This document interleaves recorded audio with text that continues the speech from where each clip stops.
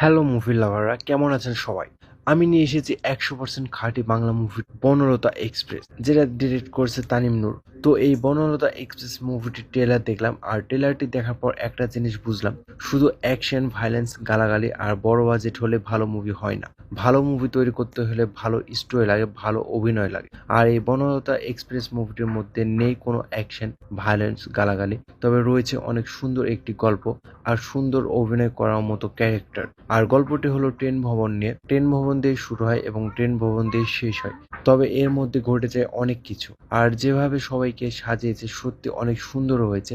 মুভিটির জন্য অনেক অপেক্ষা করছি ট্রেলারটি দেখার পর থেকে। মুভিটি হয়তো আপনাকে রোমান্টিক বা অ্যাকশন দিতে পারবে না, কিন্তু দিতে পারবে অনেক বেশি কমেডি এবং ইমোশনস, সাথে অ্যাডভেঞ্চার তো রয়েছেই। ভাবছি মুভিটি যদি ঈদের দিনে রিলিজ না হয়ে ঈদের 2-3 দিন আগে রিলিজ হতো, তাহলে ঢাকা থেকে বাসায় যাওয়ার সময় জ্যামে বসে থেকে মুভিটি শেষ করতাম আর একটা বেস্ট জার্নির ফিল নিতাম। তো যাই হোক, এই ঈদে আসতে চলেছে উৎসবের মতো pure Bangla movie Banalata express, যেটা আপনি ফ্যামিলি নিয়ে দেখতে পারবেন উইদাউট এনি প্রবলেম। তো কে কে বনলতা এক্সপ্রেস মুভিটির জন্য অপেক্ষা করছেন, অবশ্যই কমেন্টে জানিয়ে যাবেন।